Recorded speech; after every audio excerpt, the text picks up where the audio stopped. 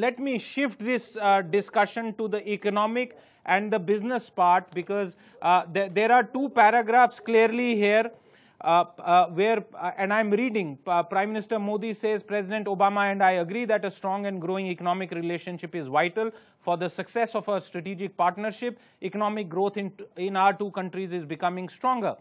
And then the two substantial announcements, so to say, we will resume our dialogue on the bilateral investment treaty. We will also restart discussions on a social security agreement. Both crucial issues with respect to India and the United States. Shaurya Doval, if you have had time to focus on the business part of what was, or the economic part of what was announced by the two leaders, give us your reaction on the economic part of this discussion. Siddharth, the way I look at this announcement, which I've been hearing on your channel, I look at it at two levels, and I'll come back to your question in a moment. At one level, I look at it from a sort of a long-term strategic angle, and some of your speakers on the panel today have actually mentioned it. I think Prime Minister and the President, when they talk about a transformative relationship, and some of us who are practitioners will tell you that how important it is for chemistry to be right between leaders in terms of things to progress on a long-term basis.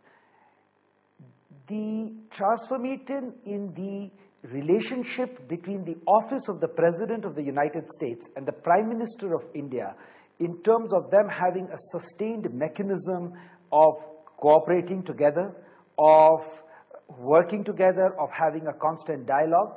If Mr. Obama and Mr. Modi have been able to achieve that, and I think it's not only their achievement, we must give credit to the fact that this has been building over time, but I think the Prime Minister has now taken it to a new level, means a very, very important milestone in the way US and India will interact as two countries long after even when these two leaders have gone away from office. And this is the strength of the institutional mechanisms in both our countries. This is the strength of democracy. This is the strength of what they say in terms of why mature democracies work together well. And I think it is that what is being alluded to, but is not being fully understood in the context of the more tactical issues that people are focused on.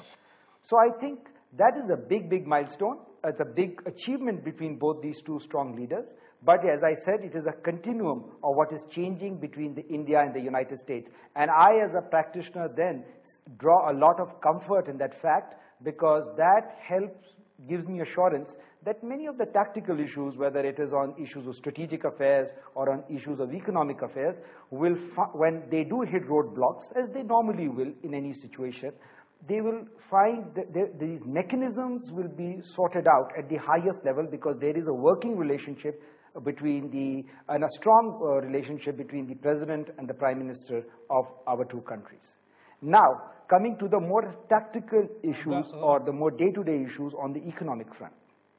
I think both these leaders have again emphasized, which I'd earlier said in your program, that much of the United States and India's engagement going forward will be underpinned by our economic relationship.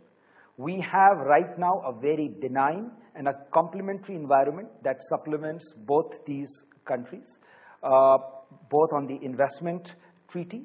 America needs long-term destination for its capital for sustained returns. India offers that opportunity.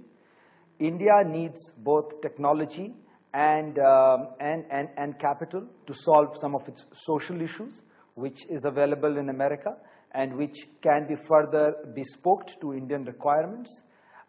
This in itself then offers the larger framework for our companies to cooperate, because I think the governments will only play a facilitating environment, and it will really be down to sort of the B2B engagement that will decide where the ultimate outcome will be.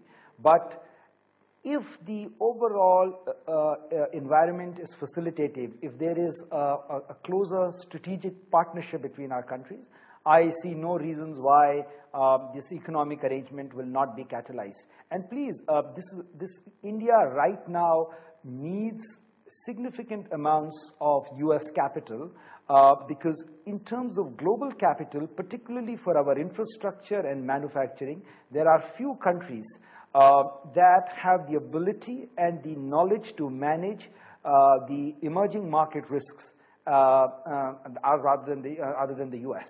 And I think that, at least is my assessment, professional assessment, that going forward, much of this will be led by US capital. So in that light, I think the US-India investment treaty will be very, very vital, and I'm very glad that both the leaders have sort of taken the bull by its horn and addressed that issue.